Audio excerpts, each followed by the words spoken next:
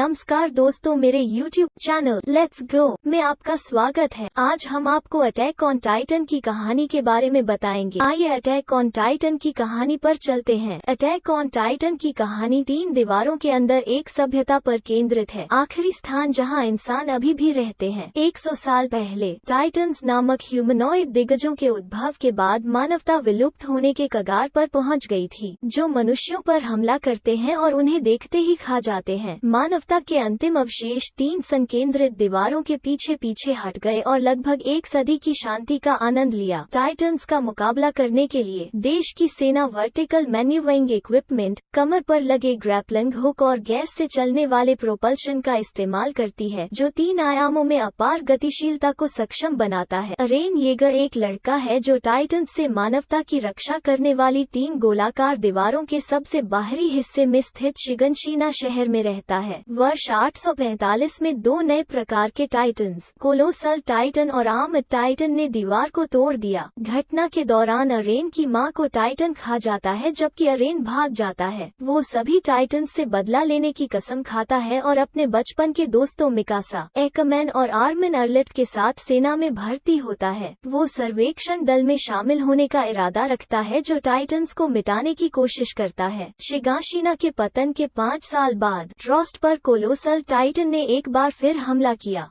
अरेन को पता चलता है कि उसके पास खुद को एक संवेदनशील अटैक टाइटन में बदलने की रहस्यमय क्षमता है। यह सर्वेक्षण कोर का ध्यान आकर्षित करता है, जो वॉल मारिया को पुनः प्राप्त करने के लिए अपनी शक्ति का उपयोग करने का इरादा रखता है। सभी सैन्य, पुलिस और सरकार ईरेन की शक्तियों का उपयोग अपने अच्छे के लिए ईरेन पर स्वामित्व लेने की उम्मीद करते हैं। अरेन को स्पेशल ऑपरेशन स्क्वाड के कैप्टन लेवी और हैंजो को सौंप दिया जाता है, जहाँ वे उसकी सीमा और वफादारी की परीक्षा लेते हैं। अरेन को पता चलता है कि अगर उसे अपने टाइटन फॉर्म का सही इस्तेमाल करना है तो उसे खुद को दर्द देना होगा। सवे कोर कमांडर इरविन स्मिथ अपने सैनिकों को दीवारों के बीच जंगल में एक अभियान में ले जाते हैं, जहां उनका सामना एक संवेदनशील महिला टाइटन से होता है। लेवी का दस्ता युद्ध में मारा जाता है और अरेन अपने गुस्से में टाइटन फॉर्म का ठीक से उपयोग करने में विफल रहता है। सैन्य पुलिस के भ्रष्टाचार से खुद को दूर करने के बाद अरेन और उनके साथी यह निष्कर्ष निकालते हैं कि उनके साथी सैन्य अधिकारी एनी लियोनहार्ट महिला टाइटन है। अरेन और एनी लड़ते हैं। उनकी लड़ाई एनी के खुद को क्रिस्टलाइज करने से पहले कई शहरवासियों को मार देती है। बहुत अस्थिर समझे जाने के कारण अरेन को जेल में डाल दिया गया, लेकिन लेवी और इरविन ने उसकी सुरक्षा को सुरक्षित कर लिया। टाइटन्स रहस्यमय तरीके से दीवारों के भीतर प्रकट होते हैं। इस बात का कोई सबूत नहीं है कि वे कैसे अंदर आए। वे अरेन को बंधक बनाने के लिए आगे बढ़ते हैं।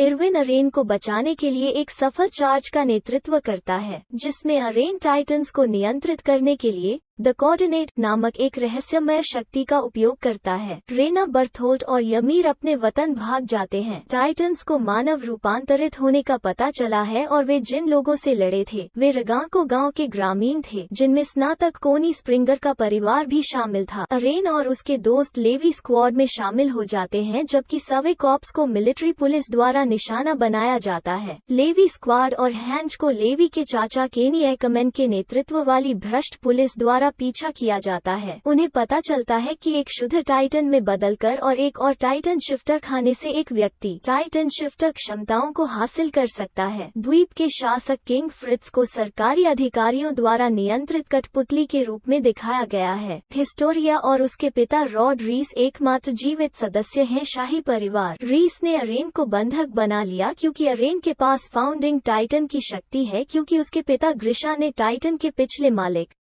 फ्रिडा रीस को खा लिया था। रीस एक राक्षसी प्योर टाइटन में बदल जाता है और ओरवुड जिले में जाता है, जहां हिस्टोरिया ने अपने पिता को मार डाला और खुद को रानी घोषित कर दिया। बीस्ट, कोलोसल और आर्मड टाइटन्स की संयुक्त शक्तियों ने आगामी युद्ध में कई सवे कोर की हत्या कर दी। आर्मिन ने बर्टोल्ट को खाकर कोलोसल टाइटन की शक्ति हासिल की। युद्ध में इरविन की मौत बीस्ट टाइटन के खिलाफ एक वीर आत्महत्या में हुई। अरेन और उसके साथी अपने घर लौटते हैं, जहाँ उन्हें अपनी दुनिया की सच्चाई सच्चाई का पता चलता है। वे वास्तव में एल्डियन हैं जो विजयी मालयन के शत्रु हैं, जो राजा फ्रिट्ज के युद्ध से भाग जाने के बाद दीवारों के भीतर संलग्न थे, क्योंकि वे सब्जेक्ट्स ऑफ ymir हैं जिन्हें स्पाइनल फ्लूइड का इंजेक्शन लगाकर टाइटन्स में बदला जा सकता है। माले ने एल्डीन्स पर अत्याचार करना जारी रखा है। सर्वेक्षण कोर दीवारों में शेष सभी टाइटन्स को मार डालता है। 3 साल बाद जब अन्य राष्ट्र टाइटन विरोधी हथियारों का आविष्कार करते हैं तो माले अपना प्रभुत्व बनाए रखने के लिए संघर्ष करते हैं। वॉरियर्स इन ट्रेनिंग गैबी ब्रॉन और फाल्को ग्राइस को युद्ध में फेंक दिया जाता है जब सवे कॉप्स ने माले की राजधानी लाइबेरियो पर हमला किया। अरेन ने विली टाइबर को मार डाला जो छाया से माले को नियंत्रित कर रहा था और अपने पिछले मालिक टाइबर की बहन को खाने के बाद वॉरहैमर टाइटन की शक्ति प्राप्त कर ली थी। आर्मिन का विशाल टाइटन परिवर्तन उनके नौसैनिक बेड़े को नष्ट कर देता है और तत्काल पलटवार को रोकता है। वे बच निकलते हैं और अपनी जीत के बाद पेरेडिस वापस जाते हैं। हालांकि गैबी और फाल्को हवाई पोत पर चढ़ते हैं और साशा को मार देते हैं। यह पता चला है कि येलेना के नेतृत्व में बीस्ट टाइटन के मालिक अरेन के सौतेले भाई जीक के साथ ही हमले की योजना बनाने के लिए पेरेडिस के साथ काम कर रहे थे। तब जीक एक सच्चे एल्डन पुनर्स्थापनावादी होने का दावा करता है। सवे कॉप्स के खिलाफ विश्वासघात के आरोप में अरेन को कैद किया गया है, लेकिन एक्सट्रीमिस्ट पैराडीज फॉलोअर्स के एक अंश के साथ भाग जाते हैं जिन्हें यीगरिस्ट्स कहा जाता है। ऐसा करने में अरेन अपने दोस्तों को धोखा देता है और आर्मिन और मिकासा का विश्वास खो देता है। हालांकि अरेन दोनों के लिए अपनी अत्यधिक घृणा और अरुचि की घोषणा करता है। येलेना और उसके साथी ने पेरेडिस की सरकार पर नियंत्रण कर लिया।